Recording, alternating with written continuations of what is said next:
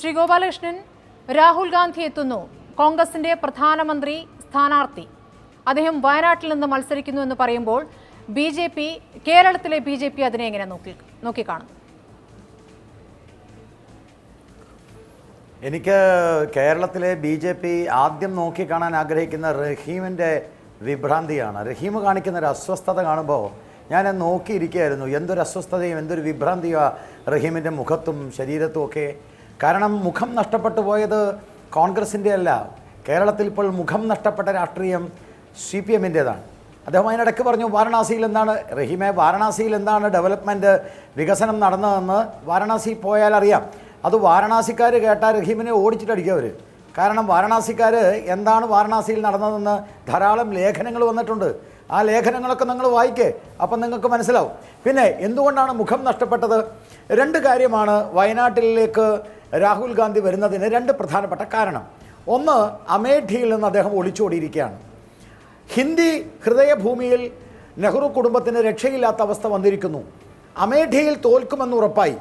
അമേഠിയിലെ 2009, 2014, 2004 ഈ കാലഘട്ടത്തിലെ വോട്ട് സ്മൃതിയുടെ കയ്യിലുണ്ടെങ്കിൽ ഒന്നെടുത്ത് നോക്കൂ. 3 ലക്ഷത്തിൻ്റെ ആദ്യത്തെ 3 ലക്ഷത്തിൻ്റെ ഭൂരിപക്ഷം അത് 2 ലക്ഷമായി, 4 ലക്ഷത്തിൻ്റെ ഭൂരിപക്ഷം 3 ലക്ഷമായി, 3 ലക്ഷത്തിൽ നിന്ന് അത് 1 ലക്ഷമായി, 1 ലക്ഷത്തിൽ നിന്ന് കഴിഞ്ഞ അസംബ്ലി സെഗ്മെൻറ്റിൽ അമേഠി അടക്കം BJP പിടിച്ചെടുത്തു. അമേഠി ലോക്സഭാ മണ്ഡലം എന്ന് പറയുന്നത് 5 നിയമസഭാ മണ്ഡലങ്ങൾ ചേർന്നതാണ്. ഈ 5 നിയമസഭാ മണ്ഡലങ്ങളിൽ 4 BJP ജയിച്ചു, 1 SP ആണ് ജയിച്ചത്. അതുകൊണ്ട് ഇപ്രാവശ്യം അന്ന് സ്മൃതി ഇറാനി എന്ന് പറയുന്നതോ ഇന്നത്തെ വികസന പ്രവർത്തനങ്ങളോ ഒന്നും അവിടെ ഇല്ല. അമേഠിയിൽ രക്ഷയില്ല എന്ന് കാണുന്നു.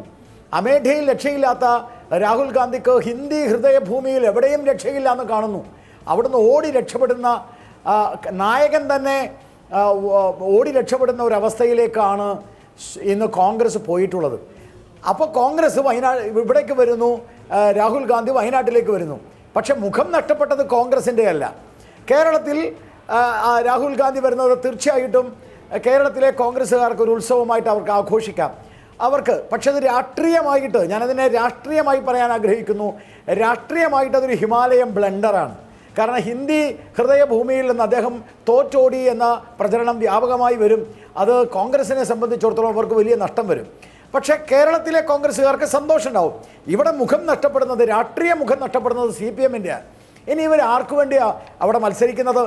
രാഹുൽ ഗാന്ധിയെ തോൽപ്പിക്കാൻ തീരുമാനിച്ചാൽ പിന്നെ CPM-ൻ്റെ പ്രധാനമന്ത്രി സ്ഥാനാർത്ഥി ആരാ? CPM പ്രധാനമന്ത്രി സ്ഥാനാർത്ഥിയായിട്ട് കന്യാകുമാരിയിൽ കാണുന്നത്, തമിഴ്നാട്ടിൽ കാണുന്നത്, ഇന്ത്യയിൽ കേരളം ഒഴിച്ചു ബാക്കി എല്ലാ സ്ഥലത്തും അവർ പറയുന്നത് രാഹുൽ ഗാന്ധിയുടെ പേരാണ്. രാഹുൽ ഗാന്ധിയുമായിട്ട് പിണറായി വിജയൻ ഒരുമിച്ച് നിന്ന് വാളെടുത്ത് രാഹുൽ ഗാന്ധി പ്രധാനമന്ത്രി എന്ന് പറയുന്നു. ആ പ്രധാനമന്ത്രിയാണ് വയനാട്ടിൽ മത്സരിക്കാൻ വരുന്നത്. അവിടെയാണ് ഭാരതീയ ജനതാ പാർട്ടി പറയുന്നത് രാഹുൽ ഗാന്ധിയെ തോൽപ്പിക്കണം. അപ്പോൾ രാഹുൽ ഗാന്ധിയെ തോൽപ്പിക്കണമെങ്കിൽ ഇനി CPM-ന് ഒരു വഴിയേ ഉള്ളൂ, സ്വന്തം സ്ഥാനാർത്ഥിയെ പിൻവലിക്കുക, എന്നിട്ട് BJP-യുടെ NDA-ക്ക് പിന്തുണ നൽകുക. അതല്ലെങ്കിൽ രാഹുൽ ഗാന്ധി പ്രധാനമന്ത്രിയായി രാഹുൽ ഗാന്ധിയെ ഒരു കാരണവശാലും ഞങ്ങൾ പ്രധാനമന്ത്രിയായിട്ട് പിന്തുണയ്ക്കുന്ന പ്രശ്നമേ ഇല്ല എന്ന് പരസ്യമായി പ്രഖ്യാപിക്കുക. അത് പ്രഖ്യാപിക്കുന്നത് പിണറായി വിജയൻ.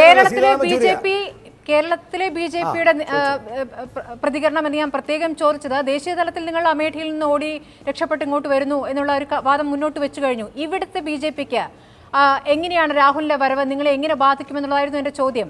നിങ്ങൾ ഇനി CPM-നെ ആഞ്ഞു വിമർശിക്കുന്നത് നിർത്തി രാഹുലിലേക്ക് മാറ്റേണ്ടി വരുന്ന ഒരു സാഹചര്യത്തിലെ കാര്യങ്ങൾ മാറുകയാണ്. ത്രികോണ മത്സരം എന്ന സാഹചര്യവും മാറിയില്ലേ? അതായിരുന്നു എൻ്റെ ചോദ്യം. അവിടെയാണ് ഞാൻ പറഞ്ഞു വരുന്ന ഒരു പ്രധാനപ്പെട്ട വിഷയം. ഏറ്റവും സന്തോഷകരമായ ഒരു അനുഭവമാണ് എനിക്ക് തോന്നുന്നത്. കാരണം രാഹുൽ ഗാന്ധി വരുന്നതോടുകൂടി രാഷ്ട്രീയ മുഖം CPM-ൻ്റെ നഷ്ടപ്പെടുന്നു. അപ്പുറത്ത് കോൺഗ്രസിനെ സംബന്ധിച്ചിടത്തോളം കോൺഗ്രസിൻ്റെ ആയുധമെന്ന് പറയുന്നത് മോദിയെ എതിർക്കലാണ്. അതിൻ്റെ അർത്ഥം എന്താ? നാളിതുവരെ ദേശീയ രാഷ്ട്രീയത്തിൽ നിന്ന് കേരളം വേറിട്ട് നിൽക്കുകയായിരുന്നു. ദേശീയ രാഷ്ട്രീയം രാഹുൽ വേഴ്സസ് മോദി ആകുമ്പോൾ ഈ കേരളം പലപ്പോഴും നേരത്തെ റഹീമിനെ പോലുള്ള ആളുകൾ വെറുതെ ആണെങ്കിലും ഒരു CPM വേഴ്സസ് കോൺഗ്രസ് പറഞ്ഞിരുന്നു. ഇനി അത് പറയാൻ സാധിക്കില്ല. ഇനി അത് പറഞ്ഞാൽ നാട്ടിലെ ജനങ്ങൾ വിശ്വസിക്കില്ല, ബുദ്ധിയുള്ളവർക്ക് വിശ്വസിക്കാൻ കഴിയില്ല, പിന്നെ എന്തും അവനെ അവർക്ക് പറയാം. അപ്പോൾ മോദി സെൻട്രിക് രാഷ്ട്രീയമായി കേരളം മാറാൻ പോകുന്നു. BJP സെൻട്രിക് രാഷ്ട്രീയമായി കേരളം മാറാൻ പോകുന്നു. അത് അതെങ്ങനെയാണ് പാർട്ടിയെ സംബന്ധിച്ചിടത്തോളം രാഹുൽ ഇവിടെ എത്തുന്നതോടുകൂടി തന്നെ കോൺഗ്രസും CPM തമ്മിലാണ് മത്സരം എന്ന നിലയിലേക്ക് കാര്യങ്ങൾ മാറുകയല്ലേ? അവിടെ BJP അപ്രസക്തമാവുകയല്ലേ എന്നതായിരുന്നു എന്റെ ചോദ്യം. 12 ഇടത്ത് നേരിട്ട് മത്സരം കോൺഗ്രസും CPM എന്ന നിലയിലേക്ക് കാര്യങ്ങൾ പോവുകയല്ലേ? അല്ല, അത് സ്മൃതി, അതെങ്ങനെയാ രാഹുൽ ഗാന്ധി വേഴ്സസ് ഇടതുപക്ഷം എന്ന് പറയാൻ പറ്റുമോ? രാഹുൽ ഗാന്ധിക്ക് വേണ്ടിയല്ലേ ഇടതുപക്ഷം നിൽക്കുന്നത്? അല്ലെങ്കിൽ രാഹുൽ ഗാന്ധിയെ പ്രധാനമന്ത്രിയാക്കാൻ ഞങ്ങൾ തയ്യാറല്ല, ഒരിക്കലും ഞങ്ങൾ രാഹുൽ ഗാന്ധിക്ക് പിന്തുണ കൊടുക്കില്ല എന്ന് പറയണ്ടേ? ഇതെന്ത് ഈ രാഹുൽ ഗാന്ധി ഇവിടെ മത്സരിക്കാൻ എത്തിയാലും നിങ്ങളുടെ വിമർശനം CPM-മായി ബന്ധപ്പെട്ടാണ്. CPM-നെ വിമർശിക്കുന്നത് തന്നെയാണ് നിങ്ങൾ തുടരുക എന്നാണോ? അല്ലല്ലോ, ഞാൻ പറഞ്ഞത് ഇപ്പോഴും എന്താ സ്മൃതിക്ക് മനസ്സിലാവാത്തത്? രാഹുൽ ഗാന്ധിയെ തോൽപ്പിക്കണം. അതിനെന്താ ചെയ്യുക? രാഹുൽ ഗാന്ധിയെ തോൽപ്പിക്കണം, അതാണ് ഞങ്ങളുടെ ലക്ഷ്യം. ഞങ്ങൾ രാഹുൽ ഗാന്ധിയെ തോൽപ്പിക്കാൻ വേണ്ടി എന്ത് ചെയ്യാനും ഞങ്ങൾ തയ്യാറാണ്. രാഹുൽ ഗാന്ധിയെ തോൽപ്പിക്കാൻ ഈ CPM-ന്റെ ആളുകൾ തയ്യാറാണോ? ആണെങ്കിൽ അവർ പറയട്ടെ പരസ്യമായിട്ട്. ഞങ്ങൾ രാഹുൽ ഗാന്ധിയെ പരാജയപ്പെടുത്താൻ വേണ്ടിയിട്ടുള്ള എല്ലാ ശ്രമങ്ങൾക്കും ഞങ്ങൾ നിൽക്കും. രാഹുൽ ഗാന്ധിയെ പരാജയപ്പെടുത്താനുള്ള എല്ലാ ശ്രമങ്ങളും BJP ചെയ്യും. രാഹുൽ ഗാന്ധിയെ തോൽപ്പിക്കാൻ വേണ്ട എല്ലാ രാഷ്ട്രീയ സമീപനവും ഞങ്ങൾ സ്വീകരിക്കും.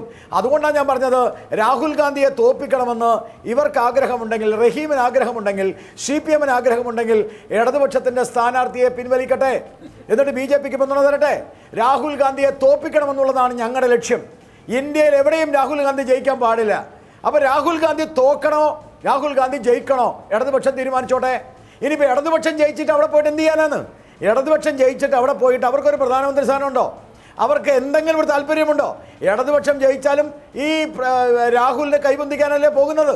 ഇടതുപക്ഷം വയനാട്ടിൽ ജയിച്ചു എന്ന് വിചാരിക്കാം. ഞങ്ങൾ രാഹുൽ ഗാന്ധിയെ ഒരിക്കലും പിന്തുണയ്ക്കില്ല എന്ന് പറയാൻ പറ്റുമോ? ഇല്ല.